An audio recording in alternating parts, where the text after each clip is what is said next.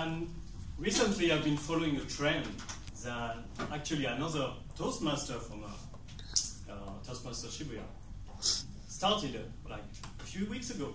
His name is Prasad. A few weeks ago, he had a terrible flu. And I said, wow, that's kind of interesting. Let's try it for myself. So 3 weeks ago, I had a terrible flu. And I know, Mickey, you jumped into the bandwagon as well. We are all just followers. But I think I'm taking it slightly further away than normal people would do. I'm really addicted to that stuff. 3 weeks ago, I had a flu A type. Now, well, that was fun. I was out for a couple of days. But last week I said, well, let's try flu B type. And basically I'm going through all types of flu alphabetically. So probably next week it's going to be C, and I don't know, we'll see how it goes. But I'll be honest, I must recognize that I'm addicted to this thing, but it's not really fun. I mean, flu is really overrated. It's not as good as you think. And so that I'm going to try to help you not to get the flu. Now, I think a couple of people are skeptical, thinking, wow, this French guy is getting a different brand of flu every week and he's going to teach us all not to get the flu. Yeah, I realize that maybe I do not have much to say that I'm a good authority to explain about this, but I would argue that I did all the wrong steps, so you don't have to do them. So let me share with you my experience. Well, first thing, if you don't want to get the flu, the first thing is to be healthy. Healthy. You eat well, you exercise, and you sleep well. If you are in a good shape, the percentage, no, possibility of getting sick is actually lower. That's the first thing. But that's not perfect. Another thing is to be clean, hygiene.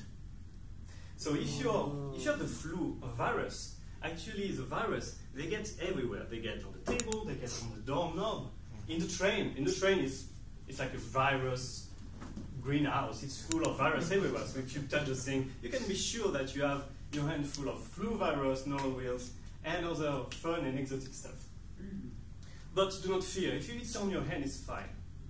The trick is not to put it in your eyes, in your mouth, or in your nose. That's where it gets dangerous. So you have to clean your hands. You have to be careful about that. So cleaning your hands, being clean all the time is a good trick not to get flu. Last one, very important, is vaccination. If you get vaccinated, you actually lower the possibility of getting sick.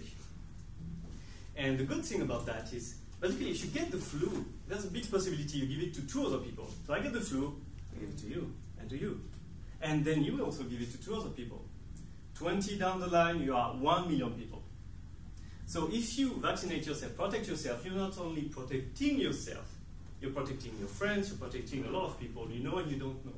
You're also protecting people who cannot get a vaccination, like little kids. So that's very important. But I'll be totally honest. So you can be healthy, get good vaccination, and clean your hands thoroughly. Maybe one day you'll be minding your own business, maybe sniffing a little, sneezing a little, and then behind you, you will get the flu that's going to come and BAM! Ow. Next step, you're down, you have 40 degrees of fever, you don't know if you're cold or if you're warm, your tongue feels like a soap bar. Oh, it's pretty tough. It's not really fun, to be honest. So you're going to be out for a few days. The first step, when you're sick, you have to think, okay, what should I do now? First step, easy, go to the doctor. So you're going to go to the doctor, they'll say, okay, here's your medication, take your medication, don't go anywhere, go home. That's very important.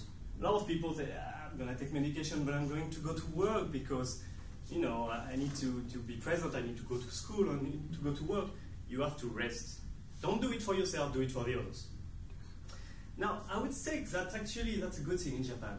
Because in Japan, people are less prone to touching each other. For instance, if this was Brazil, in Brazil, you go out, you start touching people, you speak 20 centimeters away from them, and you spit in your eye. Right? If it's Russia, when you greet each other, you kiss each other on the mouth, which is very friendly, yes, but it's not very hygienic. Now in France is worse. People like keep French kissing each other all around, like. So it's yes, it is fun, yes, but it's not very good for flu. Well, in Japan actually, I don't know if you have seen like maybe schoolgirls in Shibuya when they go out, and after that they had a lot of fun. Yeah, stand 1 meter away from them. Hey, thank you. Here, don't touch me.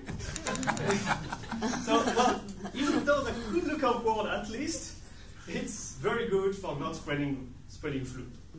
Another thing is a mask. So a mask is very good because it protects you, and also when you sneeze and you spread all your virus, you don't spread it to other people. That's very good. But to be honest, if you go to Europe and wear a mask, people will think you're either a very distracted surgeon or Michael Jackson. That's one good thing about being in Japan is you can wear a mask, it's fine. So, taking those precautions, you try to rest, you try to get better, and then a few days later you will get better, you will feel better, you will feel more healthy, you won't get the chills all the time, and maybe you will have an interesting idea for a Toastmaster speech topic. But, all in all, even though I've started to try the A and the B and the C, let me share, not the C yet, but maybe, let me share you my experience.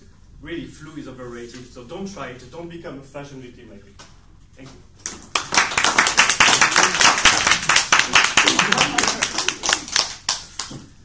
We take 1 minute